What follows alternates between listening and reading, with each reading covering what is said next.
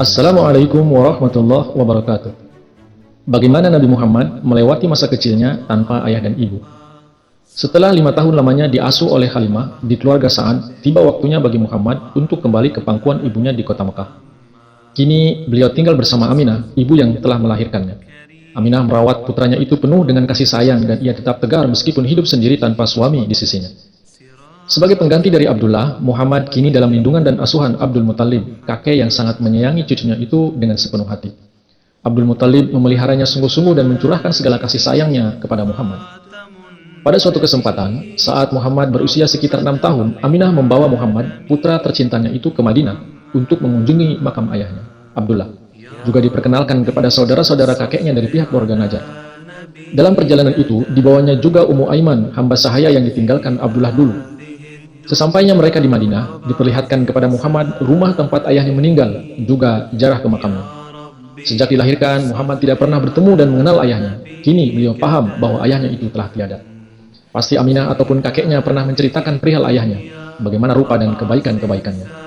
Setelah sebulan lamanya tinggal di Madinah, tibalah waktunya untuk kembali ke Mekah. Aminah, Muhammad, dan Ummu Aiman dengan berkendaraan unta berangkat kembali ke Mekah dengan melewati padang pasir yang gersang. Tanpa diduga-duga sebelumnya, satu kemalangan besar terjadi bagi Muhammad di saat usianya baru 6 tahun. Di tengah perjalanan yang berat itu, ketika mereka sampai di suatu tempat bernama Abwa, Aminah jatuh sakit dan akhirnya meninggal di tempat itu. Satu ujian yang sangat berat untuk seorang anak yang baru berusia 6 tahun setelah lahir tanpa mengenal ayahnya. Kini di usianya yang masih belia itu, beliau harus kehilangan ibunya untuk selama-lamanya. Tubuh yang masih kecil itu kini dibiarkan memikul beban hidup yang berat sebagai yatim piatu tanpa kasih sayang seorang ayah dan ibu. Muhammad kemudian dibawa pulang ke Mekah oleh Ummu Aiman. Diserahkannya anak yatim piatu itu kepada kakeknya, Abdul Muthalib. Kini Muhammad sepenuhnya dalam asuhan dan lindungan Abdul Muthalib yang sudah berusia lanjut. Ia mencurahkan kasih sayang yang besar kepada cucunya yang malang itu. Tetapi sekali lagi Muhammad dirundung duka yang sangat dalam. Kakek beliau, Abdul Muthalib, juga meninggal dalam usia 80 tahun, sedang Muhammad waktu itu baru berumur 8 tahun. Baru saja beliau menerima kasih sayang dari sang kakek, kini beliau harus meninggalkannya untuk selama-lamanya. Sebagai seorang anak kecil tentu beliau merasa sangat sedih dan menangis. Setelah kehilangan ayah dan ibu, kini beliau kehilangan kakek yang merawatnya. Siapakah kini yang akan merawatnya, orang yang dapat melindungi dan memberinya kasih sayang?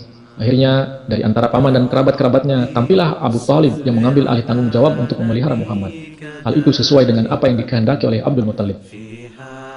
Abu Thalib bukan yang tertua di antara saudara-saudaranya. Saudara tertua adalah Haris, tetapi dia tidak seberapa mampu.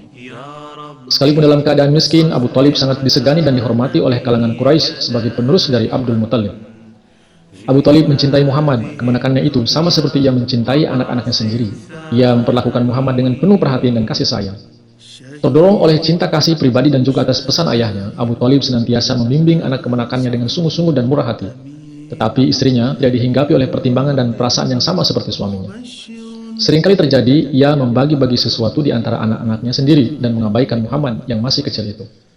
Jika Abu Thalib pada peristiwa serupa itu kebetulan datang ke rumah lalu dilihatnya kemenakan kecil itu duduk menyendiri, namun nampak berseri tanpa tanda murung atau sedih di wajahnya. Didorong oleh rasa cinta dan kesadaran atas kewajibannya, lantas melangkah maju menuju anak itu, menekapnya seraya berseru, "Perhatikan juga anakku yang satu ini."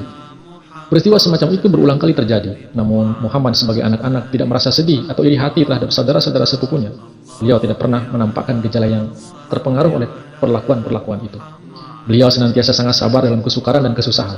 Beliau dalam keadaan susah tak pernah putus asa dan beliau tidak pernah dikuasai oleh suatu keinginan pribadi.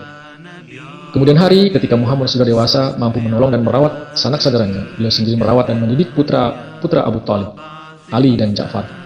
Beliau merawat dan mengasuhnya dengan penuh kasih sayang dan penuh tanggung jawab. Muhammad mendapat perhatian dan pemeliharaan yang baik sekali, mendapat perlindungan sampai masa kenabiannya, yang terus demikian sampai Abu Thalib pamannya itu pun akhirnya wafat.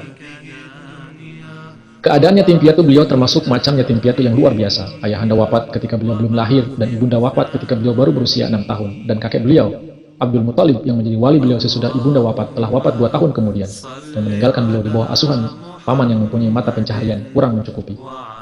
Itu hanyalah secuil saja dari kesedihan yang beliau alami. Kelak di masa dewasanya ketika tanggung jawab maha besar dibebankan kepadanya, berbagai cobaan berat akan beliau alami. Namun sejarah membuktikan selama hidup beliau sendiri, beliau menerima kecintaan dan kasih sayang dari para sahabat dan para pengikut beliau kemudian. dalam kadar begitu tinggi, sehingga tiada seorang pun yang dilahirkan oleh seorang wanita pernah menerima kecintaan semacam itu sebelum ataupun kelak kemudian hari. Bahkan kecintaan kepada beliau terus mengalir hingga saat ini dan di masanya yang akan datang dari berjuta-juta orang di dunia.